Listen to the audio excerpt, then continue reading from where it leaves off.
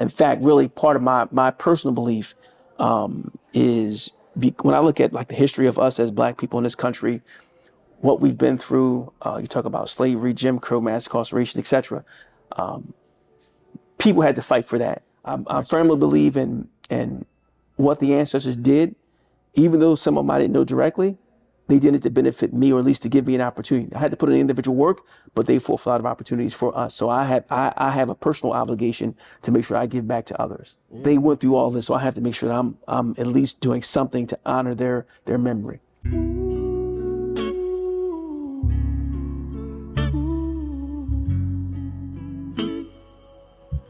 All right, let's introduce you. What is it that you do for? Did you want to add anything that you do for profession to? Like so professionally, yeah. So professionally, I am a wealth director for Bryn Mawr Trust, which is a locally headquartered bank here in the greater Philadelphia region. So we collectively have about $10 billion of assets under management. So I manage a team of advisors to help manage our clients' assets. We do everything from estate planning, tax management, investment management, retirement planning, etc. So my function is to lead that team of advisors to help our clients. Oh, okay. So that's what I do professionally. Okay, that's interesting. I didn't even know that about you. That's not even why I really reached out to you. I know you told me some of that over the phone, but yeah. So we could definitely talk about that too. I reached out to you because, apologies. So today is episode 45, I believe. Welcome back to the Awaken of Void. Today we have here with us Mr. Donald Lyons. Thank you for coming in. Thanks for joining us. Thank you. Thanks for explaining what you do. I really didn't know that. I didn't know anything about that. I reached out to you because everybody that I reach out to is just through social media. So I see something that they're doing. I'm like, that's inspiring. You know? And I know that you got back into boxing. And I don't know if you were boxing before or anything, but some of us, let's say, like a lot of men, we see ourselves being active well into our late ages. And to see someone go out there and actually do it, like get in the ring, applause, bro, applause on that. So respect for doing that. Because I've always wanted to do it myself. And I had started at some point, but it just didn't pan out. And I didn't take it as far as you did. So when I see you, I'm like watching, I'm like, respect. That's good, man. I appreciate it. What was the initiative behind that venture? Boxing. Yes. So this goes back to my childhood. So I've always been a fan of combat sports. So when I was younger, I always wanted to train karate. Like I was a big fan of Bruce Lee, Saturday samurai shows. And my mom would never let me train. She thought I was too violent. So what happened is, I have a 19-year-old. I actually had him training in martial arts. I actually had him training in jiu-jitsu, Brazilian jiu-jitsu. So I was taking him, he was going for a couple of years, and I would just sit him down and just watch him. And then finally a kid asked, he said, "Hey, listen, are you ever going to train?" I said, "No. Why do I need to train?" He said, "You got your son doing it." I'm like, that's a good point.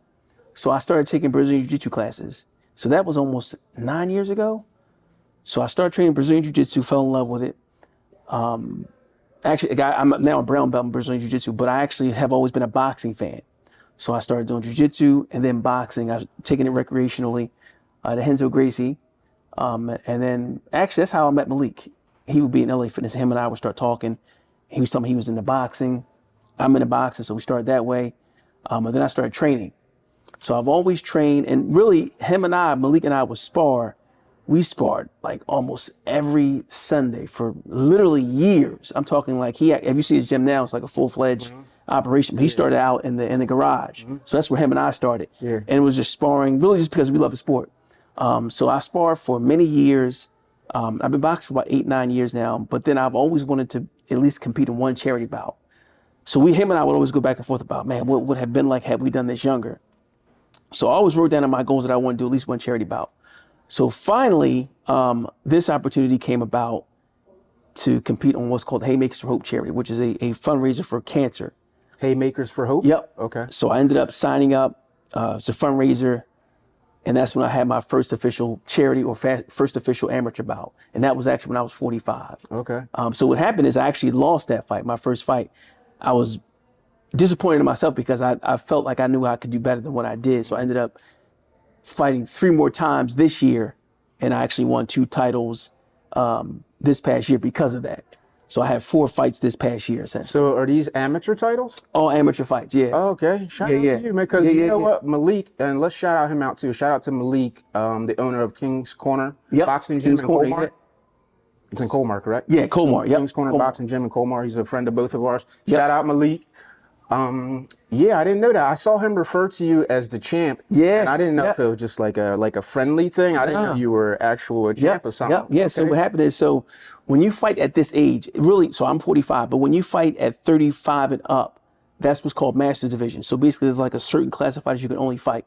So what happened is after that first fight I lost, that was in April, I went out to Michigan, Ann Arbor, Michigan, fought in a 2-day tournament. So I had one fight on Saturday, won that fight, fought again on Sunday. That's when I earned a title. And then I fought again in September in Atlantic City. That was a 2-day tournament. First opponent didn't show up. So I fought again on Sunday and won another title. So that's my second title. So when he calls me champ, he's literally calling me a champ, like 2-time champion. Yeah. I was actually supposed to fight back in November 2nd in Ohio, but my opponent couldn't make it, so the fight got canceled. Okay. Yes. See, I think it's that thing right there, the descriptive, what you describe who you are. I think that people can sense that, or that shows through your social media. You know, I didn't know all that about you, but you're just, you're a high achieving person, and that's attractive to people that also want to achieve things. Yeah, no, you're right. So yeah, shout out to you because you achieve a lot in your personal and professional life. Correct. And I wanted to ask you, what do you think is the difference? No, that's a terrible question. What do you think makes you that person? I was about to compare you to people that don't achieve things. I was like, no, I'm not going to set you up for that. But what do I think that makes me who I am? Yeah, what do you think is the driving thing behind that? Like, was it always who you were? Yeah, so I think as a child, I've always been driven by some goal or another, right? So for me, there's certain things that I've always envisioned my life being. So for example, having a successful career, right, quote unquote, and that varies based on your perception. But for me, I've always wanted to become successful in my career, right? That was always a focus of mine. So I did what I had to do to become successful, and I'll continue to do what I need to become successful in that. And then I think the more you start to experience life, the more you realize there's so many possibilities if you don't limit yourself. Right. So everything that I did from recreational to career-wise, it's been done under the guise of I can do whatever I want as long as I put my mind to it. So I think for me, I think what was your question? What made me successful? I think it's really the inability to succeed. Yeah. The inner drive to succeed. And for me, even like the whole boxing and Brazilian Jiu-Jitsu thing, those are extracurricular activities that I just do it because I love it. So I think it happens to be something that people can admire, but I just do it because I love it. Yeah. That's really what it boils down to. So you just had that in you. Like, was it something that your parents instilled in you? Like, can you go back to a memory where you think that anything that your parents said that drove you to be who you are? Or do you just think like this is always who you were destined to be? So it's probably a combination of both, right? I think as some people, there's certain people who are destined to be certain things in life. Now my dad was a boxer, right? So he was a boxer. I have a bunch of family members who are boxers. So I think it's almost inherently in my DNA. And I think really when you look at us, who we are as people, like the culture of who we are, we come from a fighting background, a spirit of resistance and fighting. So I think all of that plays a part into who I am as a person. Yeah. And certainly I think my mother has played a significant role in who I am. I've seen her run a business as a single parent, and just seeing how she moved and operated. I think all of that plays a part. Okay. Definitely. Yeah, it makes sense. I'm always, because I talk to so many different people and see so many different people, and like I see everyone as like, that's a human, you're a human, you're a human. Right. Like we're all the same. So it's so interesting to me to see just the differences between people. Like what drives a person. Like that person has arms, legs, and heartbeat just like you, but he's out there doing that while you're doing that. And no shame on anyone who's no, you're right. Like what is the thing that drives people? You're right. Even myself, I don't know what. I don't know how I got it. I have brothers and siblings, and we're just all different. Yeah, you're right. I mean, even though we come from the same genetics, same DNA, we just different path. You're right. What's interesting is I was telling one of my coworkers how it's so interesting how people can literally, to your point, come from the same exact household, same exact environment, same exact upbringing, and then see the world not only differently, but go on to do totally different things that have nothing to do with the other. So Yeah. very interesting concept. Yeah, like what is that? You know, you can't quantify that, right? I'm asking you a question that can't really be explained. You can only explain the world through the experience of your lens. You know? You're right. So, You're right. Yeah, I get it. That thing is just one of those, you know, like why is water wet type things. Even though that's terrible because we know why water is wet technically. But yeah, so let's rewind all the way. Do you mind sharing where were you born at? Yeah, so I'm born and raised in Philadelphia. My entire life I went to elementary school, public school, high school, all in Philadelphia. In fact, even when I went on to college, I actually went to Temple University, but I actually started out at Community College of Philadelphia first, then Temple. So my entire life has really been here in Philadelphia. Even now I live, Lansdale, so I haven't really gone very far. So I was raised, I have six siblings. My mom had 7 kids, 5 girls, 2 boys. I'm the youngest of 7. I have a twin sister. My dad, totally different story. My dad really wasn't actively involved. He was around, but not necessarily. I wasn't raised with my dad. My dad actually had 21 kids. Whoa. So my dad was like a Rolling Stone. Whoa. My dad was. There was not a woman he didn't see that he didn't like. Yeah, apparently. Yeah. So it was interesting is we would show up at my dad's house for like family gatherings, and I literally would have to be like, hey, is this one of my brothers? Is this that's how bad it got. So my dad was a Rolling Stone. That's interesting. Yeah. So did you know who all of your siblings were growing up? Like you knew all of them? Yeah, what's interesting is for as much as my dad, so not that my dad he wasn't like an actively involved father, but for some reason, I actually do know who all my siblings are. Like he would have gatherings at his house and I would meet everybody. So it's not like it's they were like foreign people to me. Even to this day, I still have relationships with some of my dad's children. So we still talk. Actually, as a matter of fact, I was just down in South Carolina where my dad's from. He was born in Columbia, South Carolina, down here with his family. Okay. So still like that connection there. Oh, that's interesting. See, I have, my father has a few other siblings as well too, and I didn't really know who they were. Okay. I would say I don't know if I want to share that actually, but not knowing who your siblings are is an interesting way to move through the world. You know, as a younger person and you're like, out and about, not knowing, you got to kind of be careful. And I think I think what's interesting is I think people should know who their siblings are, at least who their relatives are, because I actually know I have some relatives who dated folks and didn't realize they were related. That's what I'm trying to say. Have you ever watched Game of Thrones? No. Did you? Okay. Interesting. But you just need to know who your siblings are, basically. So like I'm like a younger person and I'm going and hanging around down the city and I know that I have a sister, but I don't know who she looks like. So that was really always on my mind. Yeah. I wasn't one of these I'm like looking like, damn, does that person kind of look like me? That's me, for me at least. I was always very aware of that. Yeah, you have to. About to oh damn, find out that was my sister. That was the thing to live with. There was a story on Instagram where this married couple who had been married for years found out they were siblings. And the crazy part is they actually look just alike. Like, so hindsight's 2020. So when you look at me like, how did you not know that you guys look just alike? But how could you have known? Yeah. So we need to know who our family is. Yeah, absolutely. Those two people, they probably had this strong bond, this undeniable connection. It's like, well, that's because you're related. Right. You came from the same portal. There was a story about a gentleman in Chicago. He was adopted when he was younger. Mm-hmm. It was like a viral story. So he was adopted when he was younger. He's like in his 30s now. He's literally going to his bakery on a consistent basis. And him and the owner had like this connection. He liked her. She liked him. She was older and he loved her. I think it was a sweet potato pie, something she cooked that he really liked. So he ended up looking for his parent, his mother. Turns out it was actually her.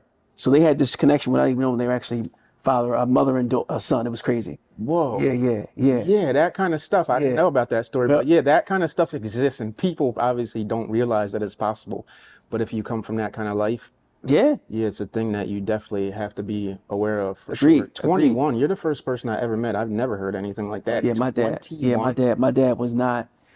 And I'm sure there's more. Yeah. Because that's 21 that we know about, but there has to be more. Yeah. Even you coming from 7 siblings, like that's at a time where you could do that. Can you imagine if you had 7 kids now? Like I couldn't. You'd have to make like $2 million. Oh, you would have to. Yeah. Now what's interesting is I have 3 sons, but I actually like having a large family.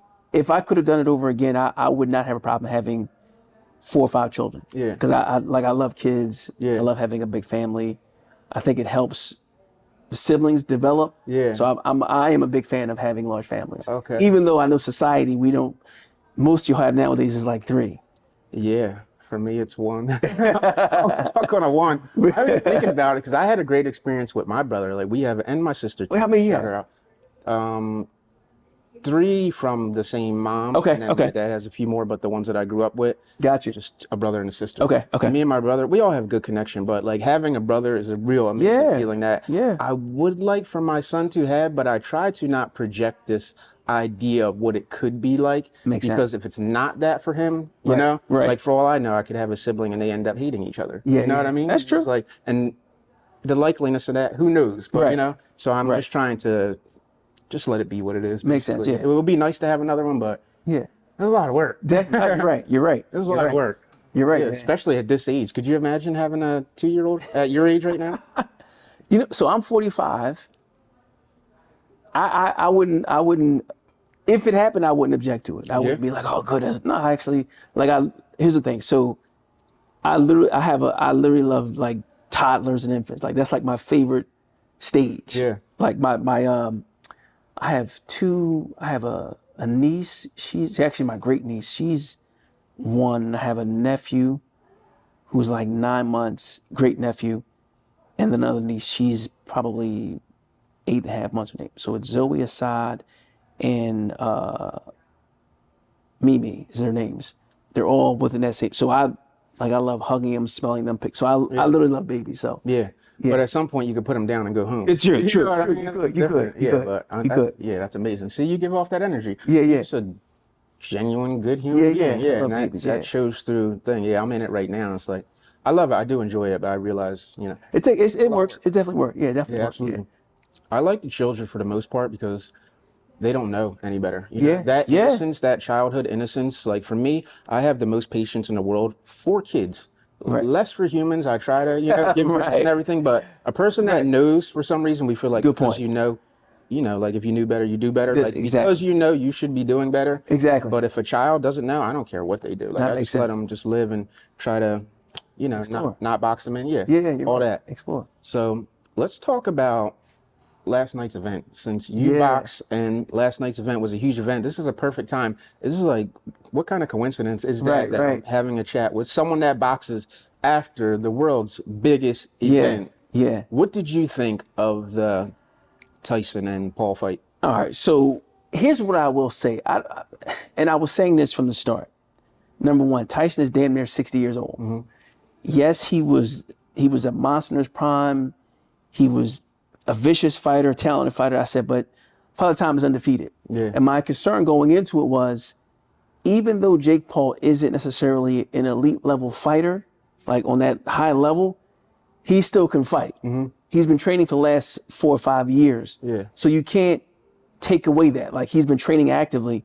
So he knows how to box. He's 27 and he's a big kid. So big man. So it's not as if he's some novice coming out fresh off the block. Doesn't know how to do. He knows how to throw a punch. Mm-hmm. So I was concerned going in that he could hurt Mike Tyson. Yeah. And then once Mike Tyson was coming out, like once I saw him walking out, I'm like, oh my God, he looks like there's nothing about this man that looks like he used to look back in the day. Mm-hmm. So I was concerned. I'm like, my goodness, man, he looks horrible. The first round, he got off to a really good start. He was kind of aggressive. Mm-hmm. But then as you can see, his legs weren't there. He had a knee brace on. Yeah. And I was concerned because what Jake was doing was really throwing that jab to the stomach. So typically, if you keep throwing a jab to a stomach like that, you're trying to set him up for another shot. So I thought Jake was trying to set him up with the jab to the stomach and then feint, come back with overhand right, because that's what he does. Yeah. But it didn't happen. Thank God it didn't happen. And quite frankly, Mike still has some good. He still can fight. It's just that he's not as agile as he used to be. So if you notice, he was catching and slipping a lot of shots. Yeah. Now, he was taking some shots, but he was definitely catching and slipping a lot of it. And he could take a good punch. Mm-hmm. But I don't want to see that again. I'm hoping it doesn't happen again. I think Mike should just go right off to the sunset and be the legend who he is. Yeah. But I do think the fight before that, Amanda Serrano and Katie Taylor, that was the big fight. That was a really good fight. That was a good fight. Yeah. That was a good fight. Yeah, that was so. I want to ask you about that specifically because to me, and I'm not a boxer. I would say a casual. I don't know even Yeah. quite casual, but I'm a technical, analytical person. Okay. So what I lack in like experience, I can analyze the boxing and I can Makes see it sense. set up in a way like I know a lot of things. Like when people see someone punching, they're like, "Oh, he's missing." Like, no, he's not missing. He's measuring. Like Right. people don't Right. realize Right. that, Right. Right. or they don't realize what they don't quite understand the depth of what they're Yes. watching. Like this is Yes. a rhythm. You see the way he's moving. He's Exactly. moving in a rhythm. Exactly. He's trying to find rhythm. He's Exactly. timing. He's Exactly. analyzing. Exactly. But so I understand that a little bit. But that leaning in with the head, what do you Yeah, think yeah. about that? For me, it's dirty. I think it's dirty. It can be. I think it can be considered dirty. I think it can be depending upon how you look at it. She did it a lot, excessively, to the point where you're doing this too much, which is why the ref took a point. Yeah, looked like she was targeting. Yeah, she did it. She did it excessively. Having said that, though, because they're southpaw orthodox, it does happen a lot. The headbutts happens often when you have a matchup like that. So yeah, it could be considered dirty, but I think not necessarily that Amanda Serrano is not a good fighter. She's one of the best female fighters on the planet. But I think the right type of fighter could have negated the headbutting. Yeah. The right type of fighter. Yeah, I think you're right. Yeah. Right type of fighter could have negated that. Especially when I'm sorry, go ahead. No, go ahead. I'm saying not, and again, that's not saying Amanda Serrano, she's one of the best out there, but the right type of style could have negated that head. Yeah. And I'm a big fan of both fighters. Actually, so that fight was very similar to the first fight they had a couple years back. And I thought Amanda Serrano won the first fight, but she actually was the loser. Katie Taylor won that one. This fight, I actually thought Katie Taylor did win this fight, even though most folks were in favor of Amanda Serrano winning. I thought Katie Taylor had the cleaner, more effective shots. She was doing a lot of countering. Even though Amanda Serrano landed, I did feel as though at the end of the fight that Katie Taylor won that fight. Yeah. I've seen Serrano fight a couple times. I've seen clips of Katie fight. Okay. But I did not realize in that moment, I don't know if that was just like the best female boxing match that I've ever seen personally. Like honestly, the level of striking is so high. Their striking ability, their precision and sharpness from which they were landing these punches was unreal. And really the fact that they were eating those shots. It really was. It really was. They looked like they had really small gloves too. Yeah, I don't know what they probably did 8-ounce gloves, but I'm not sure. But yeah. Okay. I'm not sure what the measurements were. Like if a man was using those, like someone's gonna die in the ring. Yeah. They look like they almost look like fists to me. I'm sure they're probably regular, but just smaller than regular gloves. And they fight 2-minute rounds, unlike male boxing where we fight male professional boxers fight 3-minute rounds. They do 2 minutes. But I've seen a lot of women fight. And they're all. I think what's happening now is because you have so many. You have the elevation of women's boxing. It's starting to grow. So you have more female fighters starting to box. Yeah. So the level of talent and the skill set is increasing. I think like right now, my favorite female fighter is actually Carissa Shields. Okay, yeah. So she's like her skill set is top notch. I went to Michaela Mayer's fight. She fought in New York recently. She fought. I think she was from the UK, if I'm correct. Her opponent, and it was a good slug. It was a good fight. So the level of talent is definitely increasing. Yeah. As a man, it's interesting. Like I don't mind admitting this. I think it's even funny. And to see a woman that you know will probably beat the shit out of you, like for me, is a very interesting feeling. I'm usually a larger person, and physically, like in a boxing match, to beat the shit out of you, but you could probably overpower. Whatever, things of that nature. But to know and striking like hand to hand on feet, she's gonna whoop your ass, bro. Like she's gonna whip the shit out of you. That is an interesting thing to see and know it and like accept that. What's interesting is Clarissa Shields actually has sparred her boyfriend. Like she had like a whole event for it, like sparring her boyfriend. So I'm like, I don't know if I want to spar like my wife. I wouldn't want to hit my wife, even like in a boxing. What if she was Clarissa Shields though? I wouldn't date a Clarissa Shields. I couldn't even do that. I would do it just for the fun, but clearly, you said would I spar Clarissa Shields? Yeah. Oh yeah, I would. Yeah. I mean, for that level of experience, her talent, definitely. Definitely. Absolutely. Yeah, absolutely. Yeah, just an interesting thing. I would even be interested in seeing what it feels to get knocked out by a woman. Oh, I don't want to see what it feels like getting knocked out. Yeah. Because I've been knocked down. Yeah. And that's Yeah. Depending upon how you get knocked down, no, I don't want Well, that. yeah, I guess technically, I just mean the experience, not Okay. the actual getting knocked out. Like, I don't Okay. want to get knocked out by anybody, you know what I Yeah. mean? But just the humility that comes Got with you. that, I guess, Yeah. feeling that, like, damn. So, okay, you could probably attest to this because you train in jujitsu. So I imagine, has there been women that you went against where they gave you a run or Yeah. anything? So what's interesting is, jujitsu and boxing are very humbling sports. So for Yeah. example, when I first started jujitsu, I'll never forget, there was this one young lady, she must have been like 5'4", nice petite. You know, you look like somebody you approach on the street. We Yeah. get in there and she took me out within like 2 or 3 minutes. So I was Yeah. like, what the hell? Like this is when I first started. Uh-huh. But no, it's very humbling. I mean, even not just females, there's certain guys that we train with they look like nerds or engineers, straight killers. Like Henzo Gracie at where I train in Hatfield. There's this one guy's name's Kill Bill. Well, I call him Kill Bill. His name Bill. His name Dental Bill. Mm-hmm. Looks like he wears glasses. Looks like an IT guy. He gets in that mat. He's like a straight. So it's humbling because you just don't know what a person's capable of. Yeah. Like, So if you could go back to that moment and remember what that felt like for me, since I may never feel it, what did it feel like to be choked out like that by a woman? Like, what does that feel like as a man? you know what it is? It's like, whoa, what the hell just happened? Like, wow. But I think depending upon how big your ego is, that's how much more you're deflated. Does that make sense to you? Yeah. If you go in with like this really good ego, like, oh yeah, then once it happens, you're really deflated. But I think if you kind of put your pride to the side initially, it's not going to be as devastating as it was if you go in thinking I'm just going to manhandle anybody. I got you. So the fact that it was a woman basically. It didn't matter. Yeah, it's like, okay, whatever. Like, yeah. Either way, you're getting choked out by it. I actually prefer it. So now that I've been I actually prefer to train with women because you typically can go at a slower pace now, and you probably can work on your craft more with women as opposed to men. Because a lot of times, and not that I'm against, but a lot of times when you're rolling with men, especially younger guys, it's way more intense and strength based. Yeah. So sometimes you can mix it up and work on techniques. Yeah, because I imagine there's some ego involved. Yeah, between yeah, two men. definitely. Yeah, I get it. Definitely. Have you ever been injured on jujitsu? Have I? So listen, so everything I do now, so every injury I have up until this point has come from jujitsu. Nothing has come from boxing. The only thing I get with boxing is a busted lip here and there. Busted lip, but I have literally had like knee problems. I have arthritis in my knee from jujitsu. I have a torn labrum, a partial torn labrum from jujitsu. I've had lower back issues.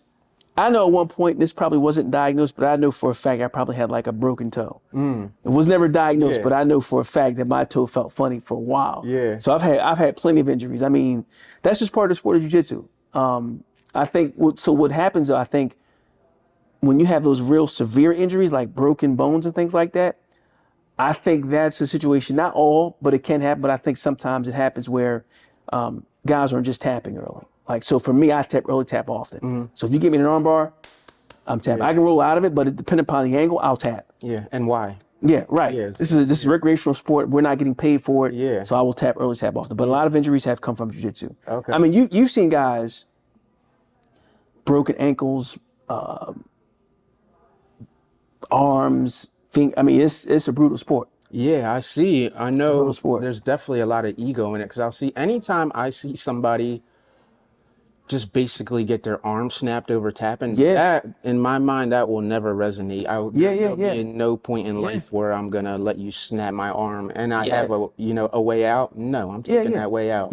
For sure. Well, that's the thing. It Like, just doesn't make sense. yeah, tap early, tap often. Done forever, and for what? Right. Especially if there's no money involved, and even if there is money involved, still it's like, if you don't tap, that might be the last money you ever make. You know, so like, you might want to tap. Yeah, I've you're seen right. those things, but You're right. I guess some of those people, when they it's their identity, that's who they are. So some people are probably like, I'm never tapping. That's just who I am. Like, all right, well, you're gonna get your arm ripped out of the socket, I guess. True. Yeah, True. just deal with that. True. Yeah. So 9 years brown belt. Congrats. Yeah, brown belt. So here's the interesting part is 9 years I've been brown belt.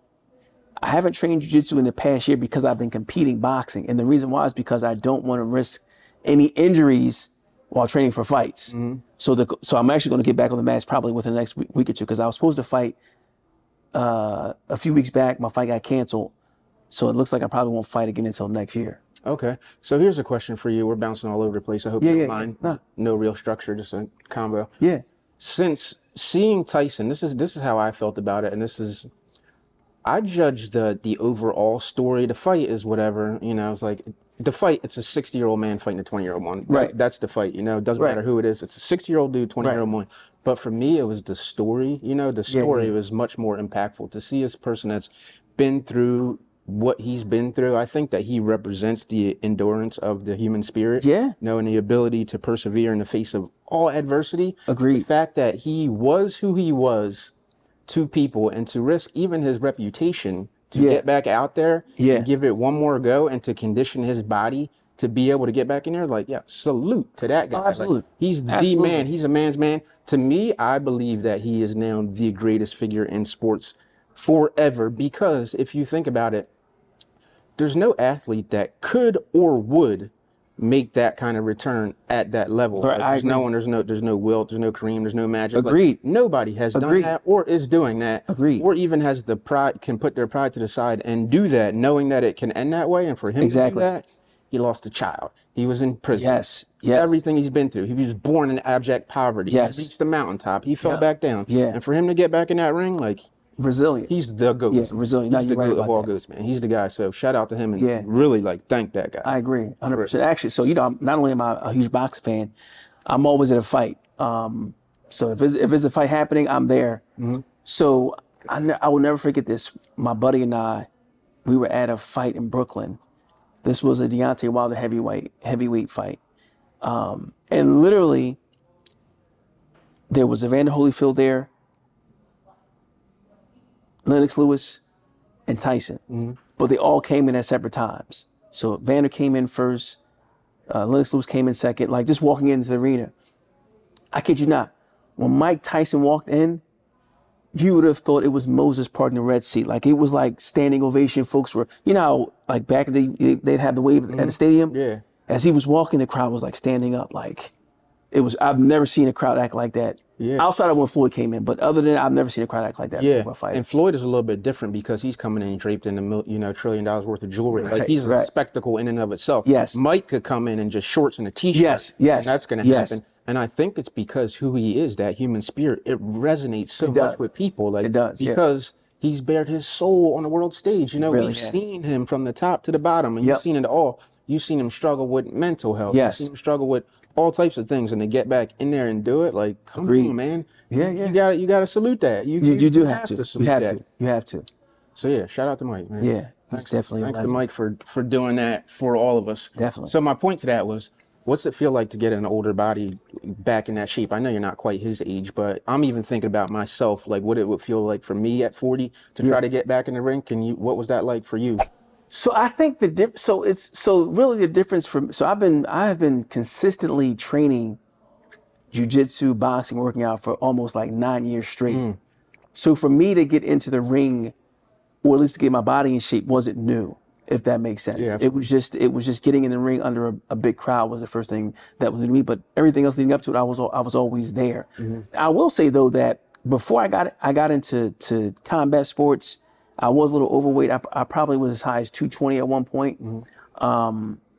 And now people look at me, they're like, wow, you look like you came down a lot, because I'm staying active now. Yeah. So, I mean, it can be a process, but depending upon where you are, especially when we talk about combat sports, it's very taxing on the body. Yeah. But I like it. You look great. You look young. Like, I'm looking at you. And I'm not need your regimen after to write down what you're doing. What are you eating? Where's this place? I need to go and get whatever it is that you got going on. Yeah. Be at the gym. Like, what are we doing today, bro? I need that, especially the fact that you got 3 kids and. Yeah. My wife's a runner too. So my wife's a runner. She's a marathon runner. Okay. So she's actually done. So there's what's called the World Majors, which is 6 marathons. It's New York, Chicago, Boston, Tokyo, London, and there's one other. But so far she's done New York, Chicago, Berlin, and then next year she's doing the London Marathon. So I'm called the running support specialist. So I show up as I just support her, basically. I show up as a support specialist. Yeah, that's amazing. Good for you, man. So you guys are just this overachieving couple that found each other. I mean, good for you.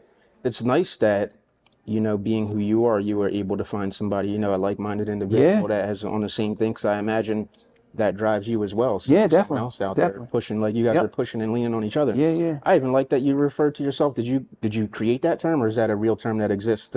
Support specialist. No, you know what? There was a I think when she did the Chicago Marathon, I think she made some T-shirts called 26.2, you know, marathon.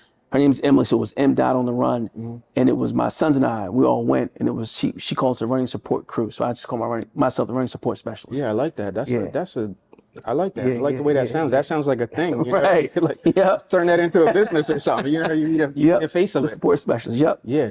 That's amazing. Good for her. If she's interested, let's get her in. Yeah, like anyone that's running all around the world. Yeah, like she's that. doing. Yeah, she's definitely doing good. Yeah. I'm glad so many of these things connect. I tried to train for a marathon one time. Really? So, yeah, there's like a running program that you do that like gets you into shape for it. And by the time I had got up to running 8 miles, I had lost 15 pounds, and I was like, I'm out. I'm not doing this. Really? Yeah, because I'm not interested in losing weight. That's not something that I've ever been trying to do. So as soon as that weight was falling off like that, I'm like, nah, this isn't for me. So you're like the opposite. You know, most people want to lose weight, but you're like, I don't want to lose too much weight. Yeah, nah, and I've never been interested in being a lightweit person. Even though I don't even care how it feels, how it looks. Okay. That's probably an ego thing. You know? Yeah. All right. In your mind, it was never training for me was never about the functionality about it. It was just always about being big. Like I'm like a young dummy, basically. You know, just like when people would say, "Oh, you're just big for no reason," that didn't even register to me. I'm like, "What do you mean?" But now looking back on it, I was like, "Yeah, you're right. I was just big for no reason. Like I'm this X amount of pounds. I don't get paid to do it. I'm risking my health to do it. Like, what am I doing? You know? So it doesn't make any sense. But yeah, it's a dummy, and that piece still remains. Yeah, you know, but makes sense. Trying to get comfortable with it. That's good. So yeah. I noticed bouncing all over the place. When watching Mike fight, it looked like they mentioned about him doing the biting thing on his glove, and I have seen him do that before, but to me it appeared to be someone that was under like extreme duress in the moment. It looked almost like a bit of panic, you know, someone that's going through something clearly, you know, having a bit of anxiety at the moment. And so you spoke about, I'm trying to link you to this. You spoke about the feeling of being under the lights and getting used to that. It looked like, I imagine the mental aspect of all that in combination, in conjunction with the training is a package in and of itself. So what was that like for you? Yeah, so what's interesting is so my first fight was really, it was a really big production event. So it was actually at the Fillmore. And it's one thing to spar, it's one thing to fight under like big lights and a crowd of people, which I had never done before. Because my opponent and I, we sparred before the fight, and it was I had a lot of success in it. And so when we fought, I'm like, this is easy. I'm not even worried about this guy. But what happened is, once we got headgear on, because we fight with headgear, gloved up, did the ring walk. The ring walk was amazing. The whole production event was great. But what happened is, the crazy part is, as soon as the bell rung and we stepped under the lights, panic set in for me. I could not believe it. Like I literally felt my adrenaline shoot up. And then once I felt my legs go, I was like, oh, I could not believe it. So what happened is, not only is it big lights, you hear people screaming, you hear everything. I got caught up in the moment. So it was like, I couldn't bring myself back down. So what I've noticed, what I learned was, the elite level fighters like Ali, Sugar Ray, like I read their biographies, and they basically were saying once they go into a fight, they're locked on their opponent. They don't focus on anything else. So what I did was, going into my next fight, I was completely focused on my opponent. I didn't even focus on the crowd or anything. And I went in, and that's when I kind of had success. Both my last 3 fights. So it was really about just zoning in and being mentally prepared. Because I think people don't realize how important the mental aspect of boxing is. Like, you can be a great fighter, but if you don't have the mental fortitude to really zone in and focus, you can run into issues. And quite frankly, I attribute boxing to being part of life. Like, I think there's a lot of parallels between life and boxing. Like, think about it. In boxing, you get hit. In life, you get hit.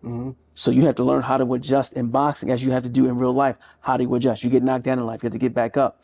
I think even down to pushing through and being resistant, that's part of boxing. Pushing yourself to the limit, same thing in real life. So I'm like a big fan of that, from the lessons that it teaches, and also the fortitude that you gain from boxing. Like, I'm a big fan of it. Even my son, my youngest right now, He knows for a fact I make him box, he doesn't like it, but he knows if I ask him, what is it for?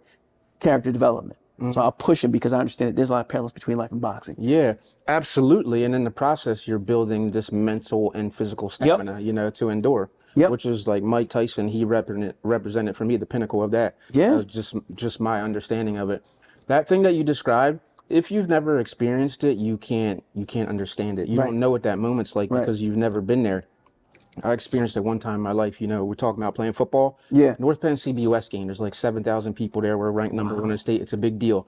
So you go in there at first, and the sound is deafening. You know, it's like a wave of energy that you could feel. And I'm like, shit, it can change you to the point where I imagine you know how you said you lost your legs? Yeah. When you experience this sort of stress or this change, this chemical change, it changes your body physiology. Yes. You know? So to the point where you're breathing heavy now, and you feel like you're out of shape, or you feel like you ran, even though you didn't. You're having all these reactions that are going to take you out of it. So you have to hit that switch.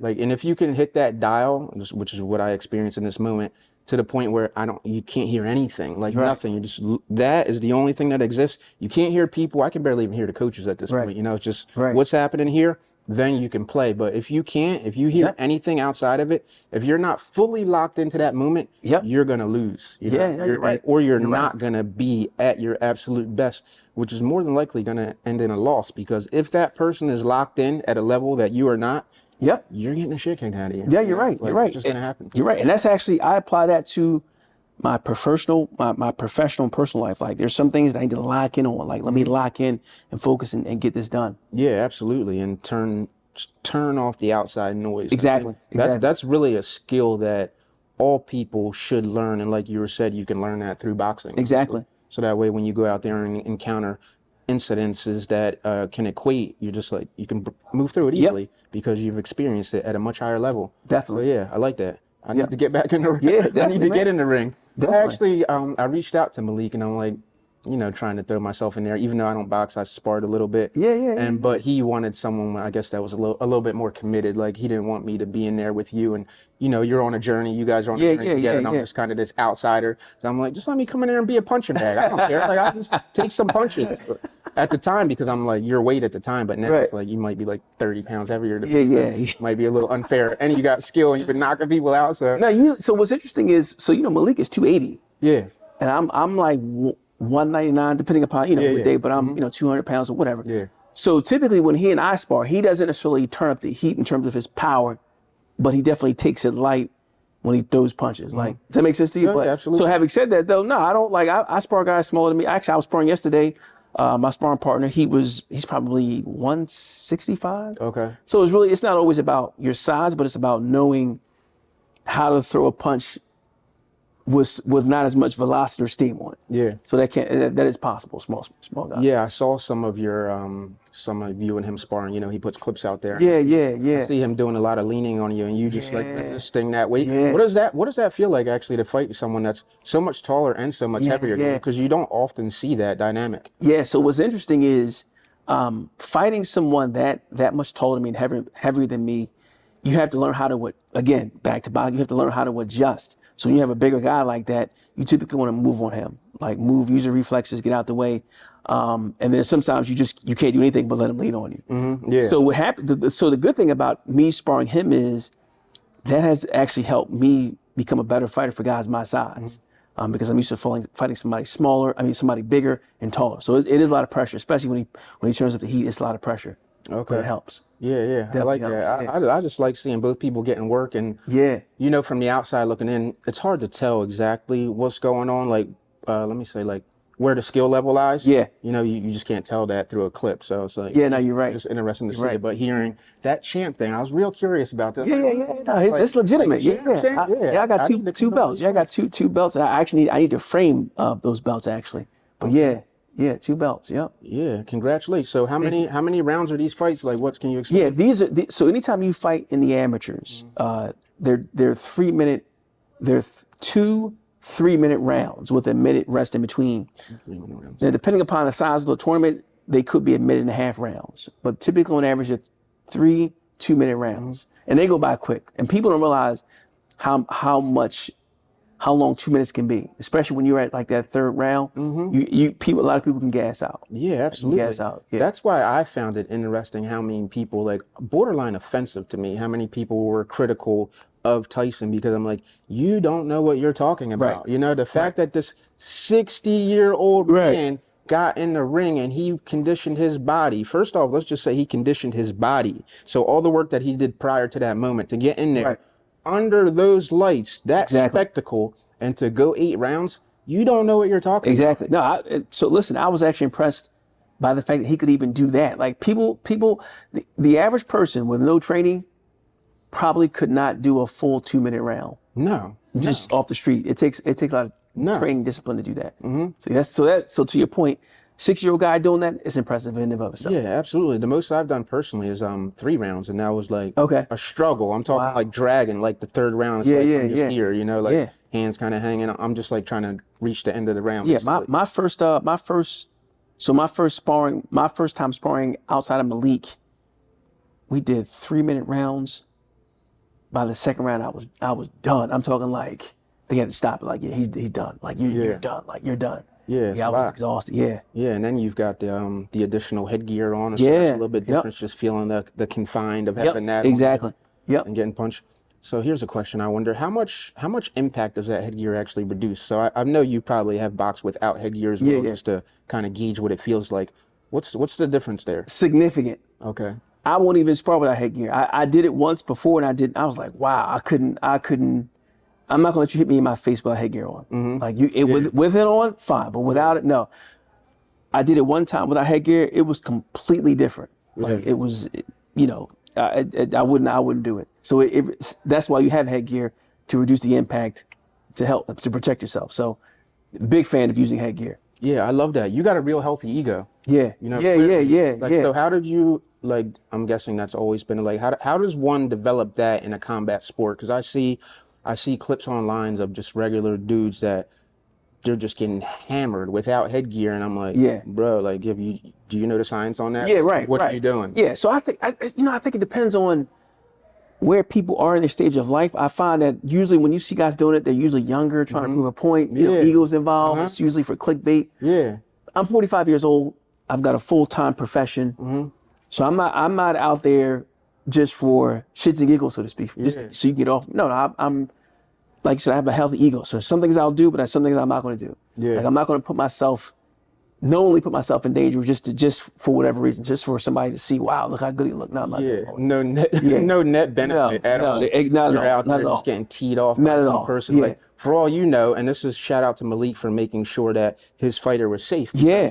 And in the moment, I kind of didn't understand it, but I do understand now through this conversation, and you explained it, because I'm like, you know me, like, I'm not, you know, I'm just here to like work and everything, but he doesn't know, you know, because I could be coming in there, I could have some traumatic event in my life, and I want to take it out on you, and now he's going to put you in danger. So really, like, shout out to Malik for for saying no, for not allowing me to come in there and be some weirdo off the streets that's going to come in there and try to hurt somebody.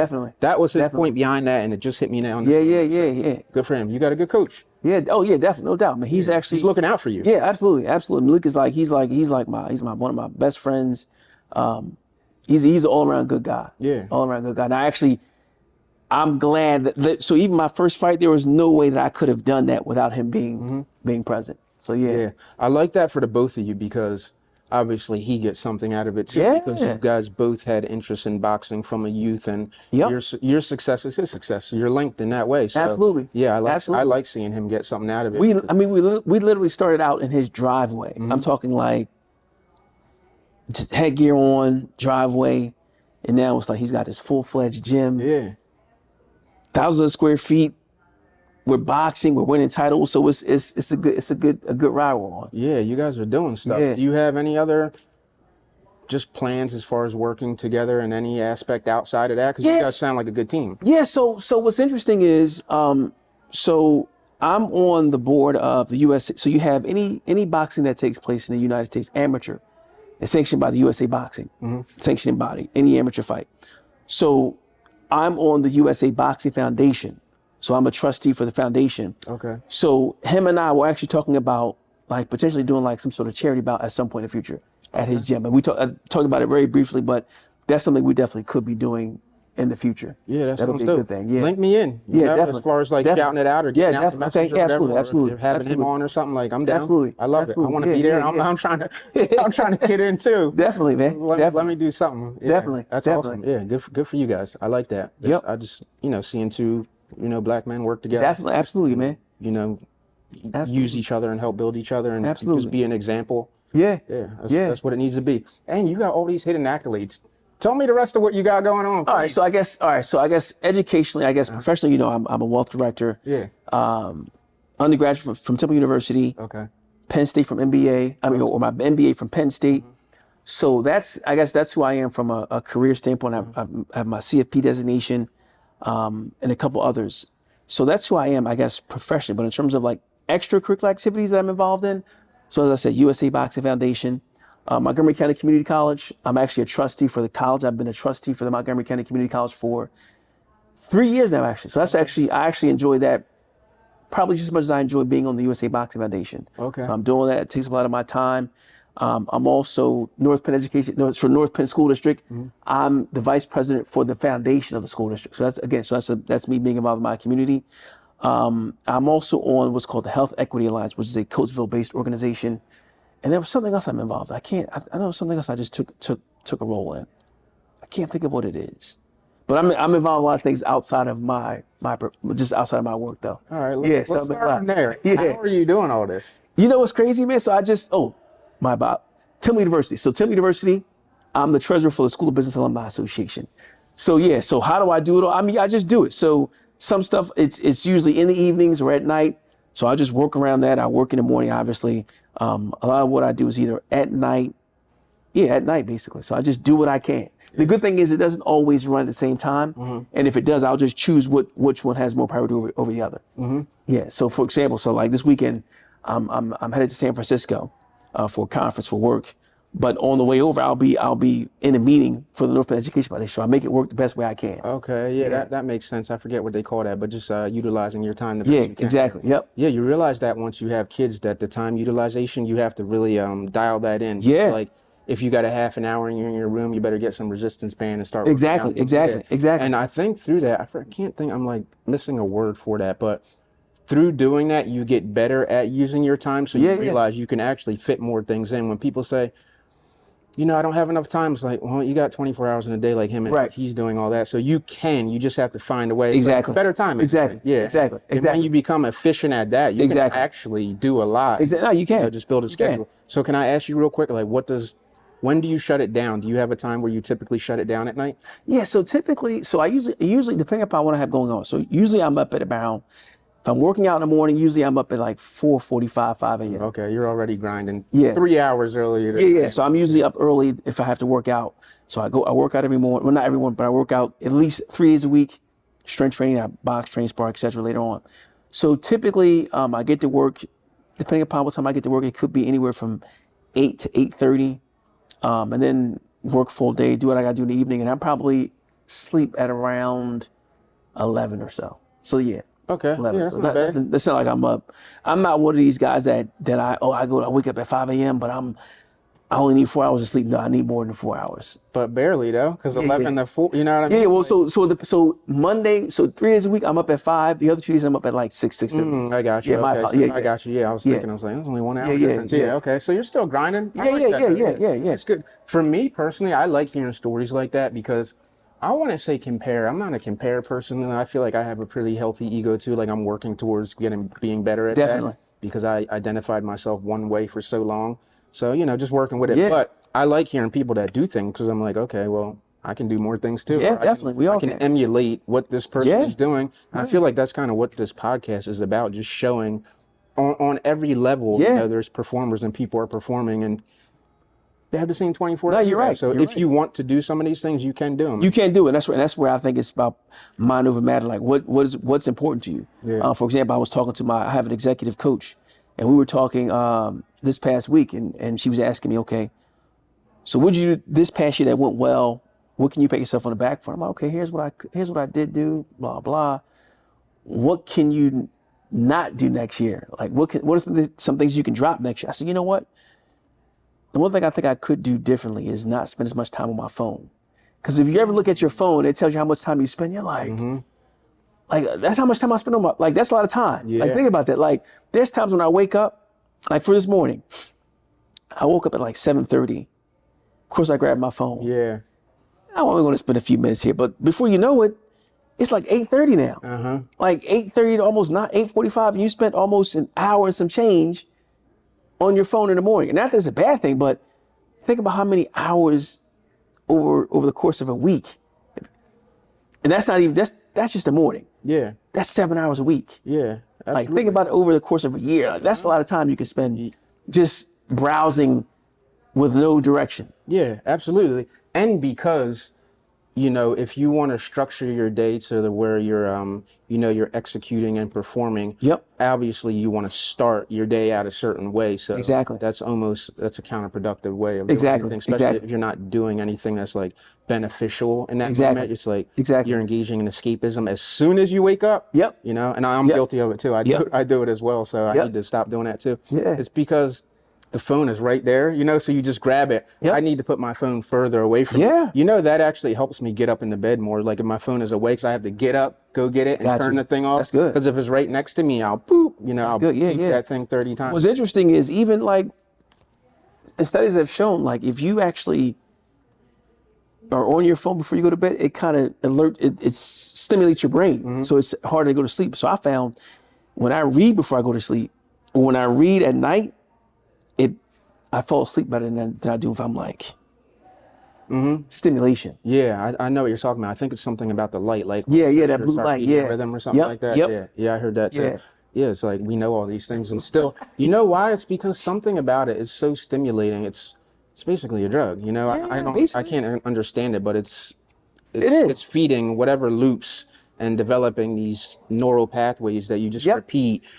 Subconsciously, basically, kind of like it's like boxing. You develop these. And not that it's a bad thing, but I just think we're at the point now where probably everyone probably spends way more time on their phones than we should. Like, even now when I go out with my family, we have dinner.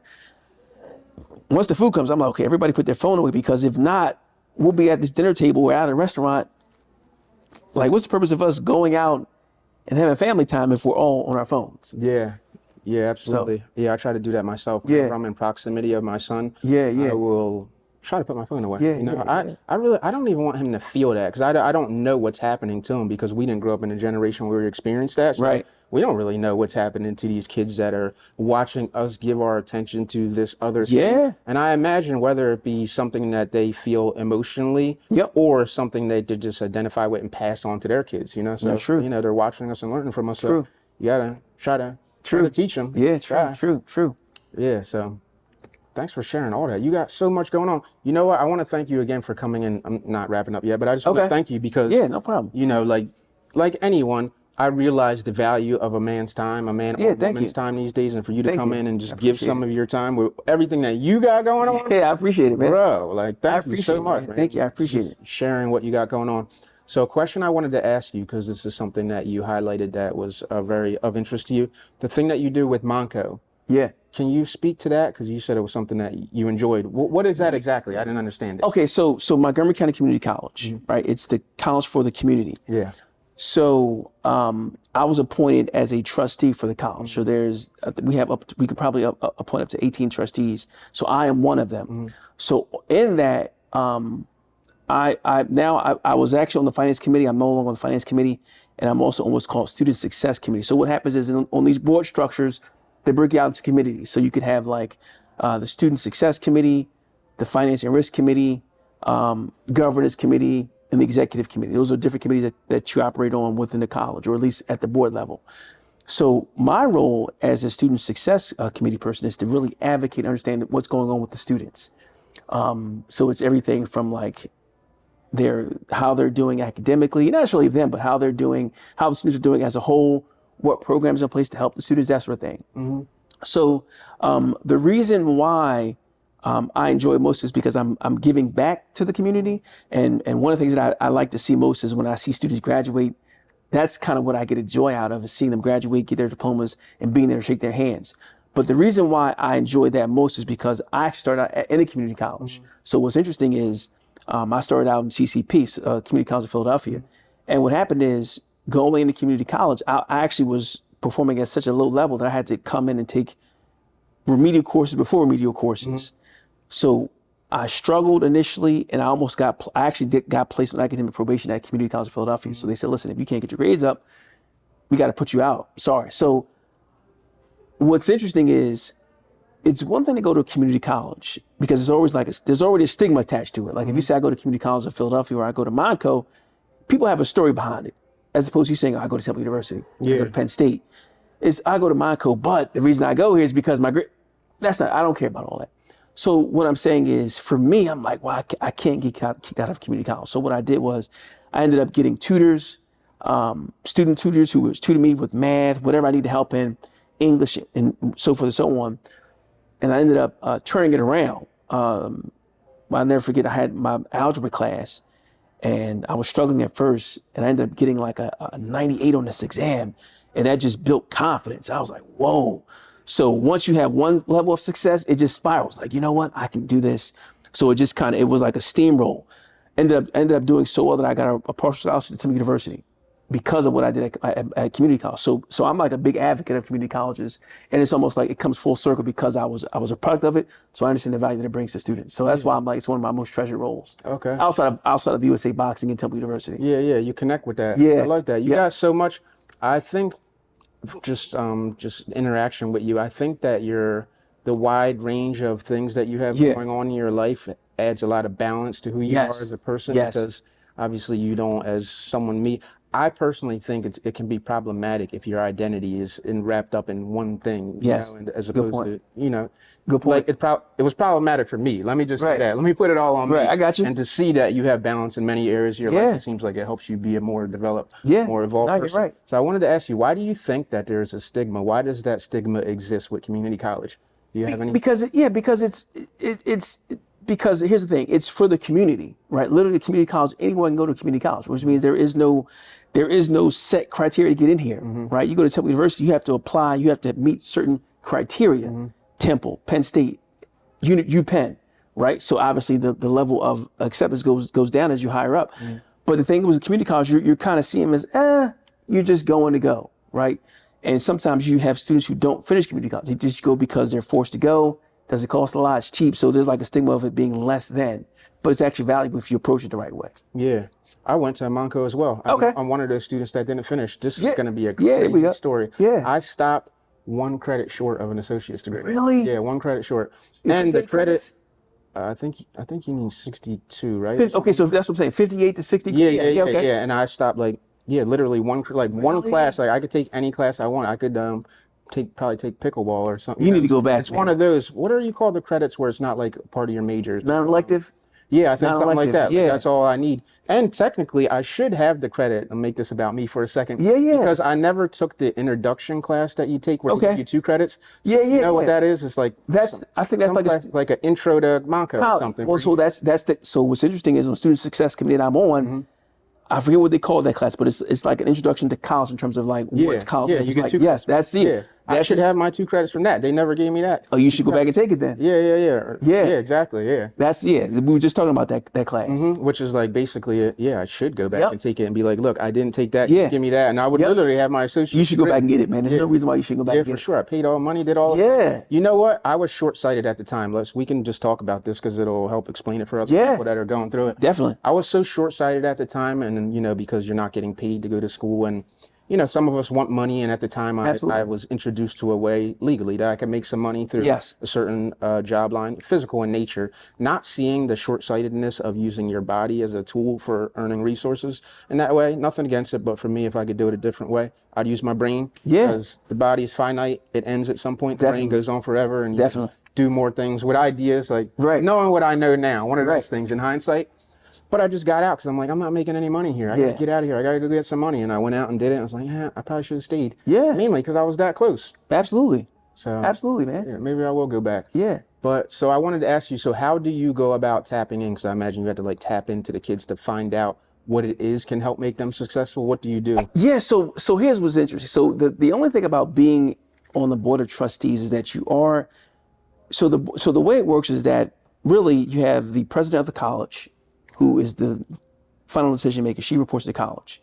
but the president reports to the board of trustees. So we kind of oversee the president's role, how she's functioning, how her executive team is doing. So it's not as if I'm intimately involved with the students, unless I go on campus and go to an event, but it's really just getting reports in terms of how they're doing. That's how you really connect, but really just going to different events that students are involved in allows you to connect with students.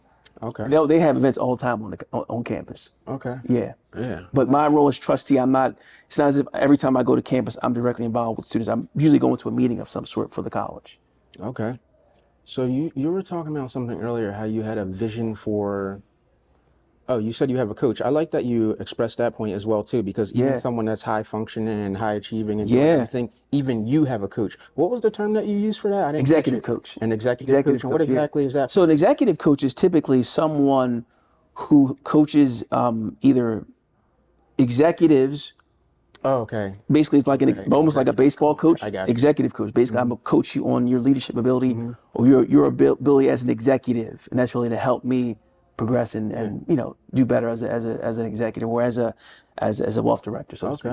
That's amazing. Do you think that resource is a resource that, it's kind of a strange question to be honest with you, but is that a resource that a lot of people reach out to as far as like executives? Because so here's what I don't have an ego, so you're realizing that I can do better in this aspect. Let me go get a coach. So the high functioning executives typically will have an executive coach. Not all, especially someone like myself who's just starting out in terms of leadership. Executive coaching is critical for me. But I do find a lot of CEOs do have executive coaches to help them see things differently, help them tap into their inner skill set and maybe consider things they haven't considered before. That's amazing. I love to hear that because I didn't know that. You just don't think. You think once people get to a certain level, you know that they just don't reach out or take any more coaching. They have all the experience in the world, but even though there's people helping those people. I mean, think about it from this standpoint.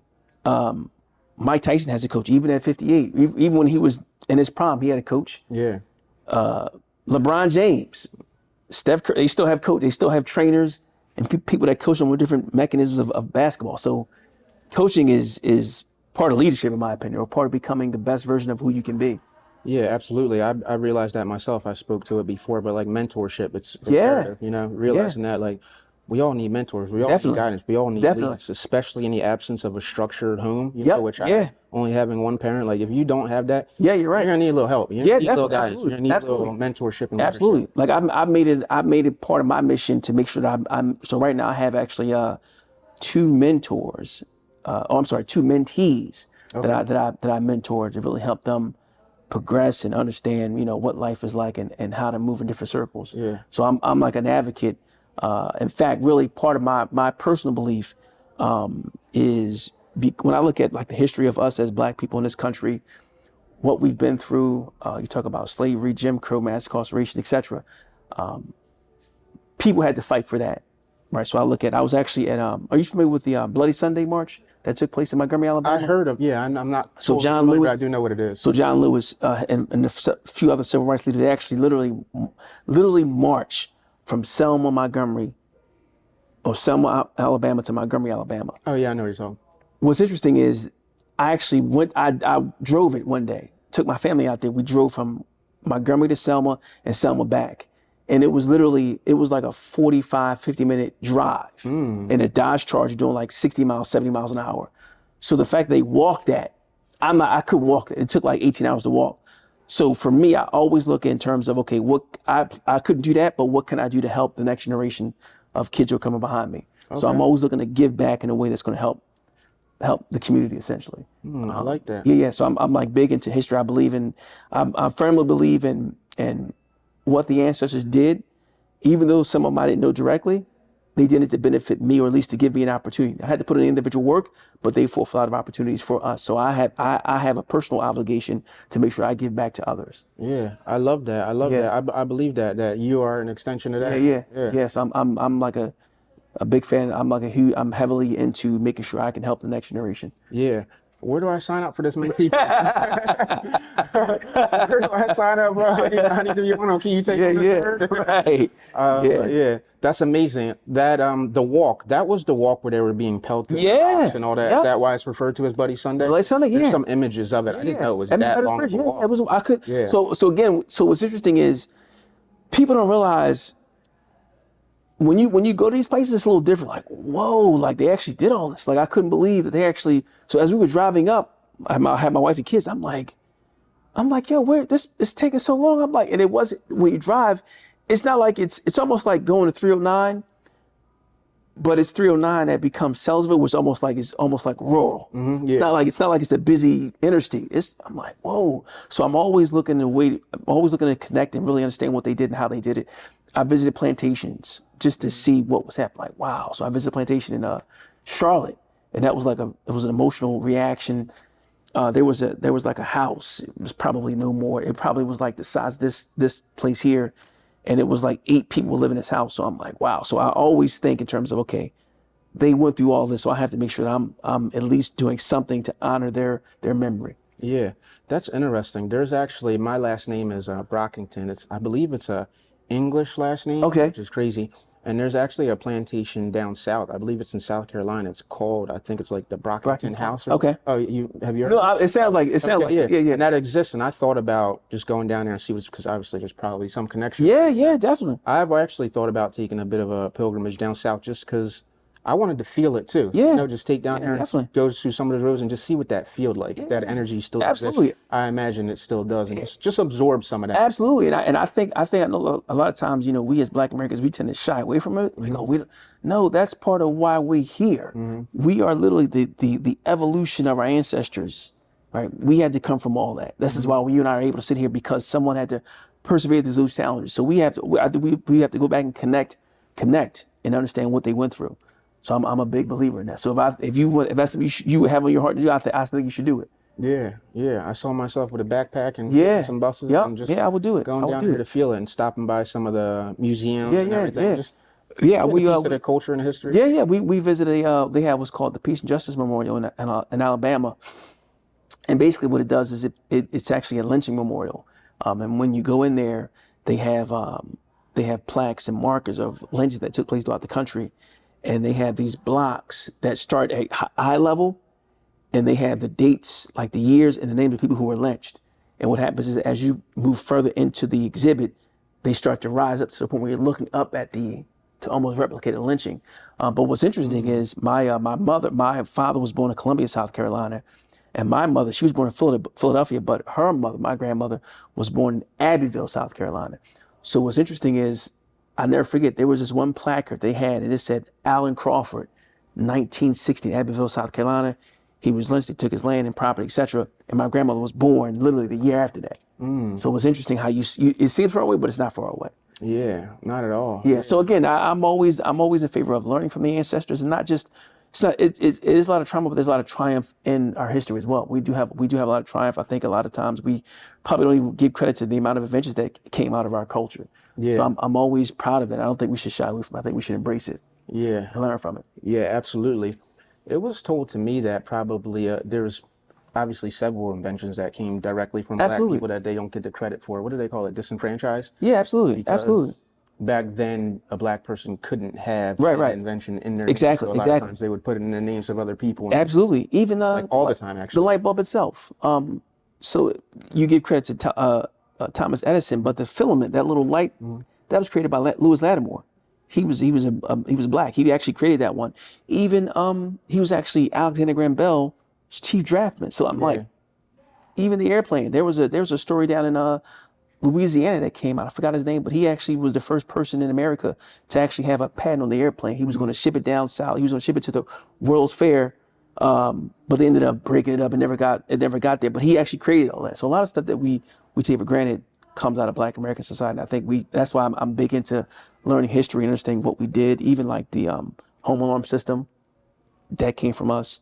The ironing board, dry cleaning. So many things came out of our society that we don't even aware of, that we just think we're slaves. No, we had a lot to do with this country. Yeah, ingenuity for sure. Absolutely. At a high level, especially from people that were, I would say, maybe undereducated at the time. Absolutely. And it makes sense if you just look at it, structurally, because they were doing the work. So obviously the jobs the inventions that were made to create work easier, more than likely came from a person that was doing the work, because obviously these people aren't sitting around thinking about how to make this work easier for you. The people that are doing the work are inventing it, like cotton gin, like You know what I mean? Like, So more speaking, than likely invented by someone that was doing. so here's the thing. So speaking of the cotton gin, I was in Charleston, South Carolina, visiting the McLeod plantation. They actually have a replica of the cotton gin. And the story is that Eli Whitney came down and in the span of 2 weeks created this cotton gin. I'm like, okay. Bullshit. I don't, I don't really believe that. That you can't tell me he just came in 2 weeks and then. And why did you do it? You know? Hey, yeah. Why? Right. So history is what it is, but I think, again, I'm heavily into learning it and learning from it. So yeah, that's my thing, man. Final question here. So you know how you feel connected to, I don't love using the word fight, but I'm always so short on words, and that's all I can really come with. Right. And we equate, boxing life. It's a fight of sense, basically. So you know how some people, I hate even saying that too. I don't want to say some people. How do I not pull other people into it? How at some point, I don't know if it's because it's easy. People don't feel connected to that fight. Let me say that. There's a disconnect. The fight for the feeling like you want to do more for represent your ancestors. Is it because it's very confusing what I'm saying? Is it because things get easier, as time get easier for people, they kind of feel disconnected from it, or how you feel like an obligation. You said you feel an obligation to represent those that came before you. Yeah. My question now, I'm going to edit a bunch of that out. Sure, that's fine. My question now is, why do people feel disconnected from that? Why do you think? A couple of reasons. I think number one, lack of knowledge. Not that this is in any order of importance, but I think it is a lack of knowledge and education on the part of us in terms of understanding our roots and history, right? Very few of us go back and understand and read and connect with it. Number one. Number two, it is easier for us now, right? So because it's easier, we're relaxed now. We're like, I can move out here into the suburbs and enjoy my good cushy life. Why do I need to go back and connect with that? Yeah. So I think it's a combination of both. But which is why I'm like, I'm always cognizant of making sure that I'm honoring them and educating myself and my children on our history and culture. Because if you don't connect and continue to maintain it, you lose it at some point. Yeah, absolutely. I think if you look at even now, if you look at our culture as a whole, you see so many remnants of it throughout the world. Like everybody's has some form of emulation of our culture. Like I was literally watching a video and they were in India rapping. I'm talking like full-fledged cipher, right? I've seen it in like different Asian countries. Even when I was in Germany last year, they were playing literally American, and Germany is a German-speaking country. It was a German-speaking country. But as soon as I was in Berlin, they had the Fugees and NWA records on sale. I'm like, so again, we have to make sure we are maintaining our culture.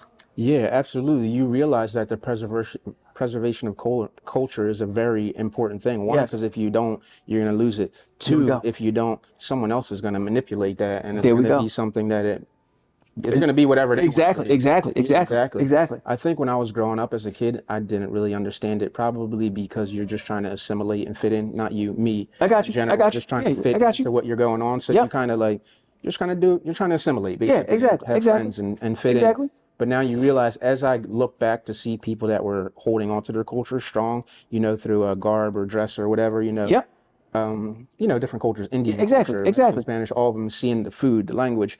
And you would see a push for sometimes American people, to try to get them to let go. They want people to assimilate so bad, not realizing how important it is to maintain your culture. Exactly. And my thing, I just think because I guess the melting pot, America doesn't really have a real strong culture.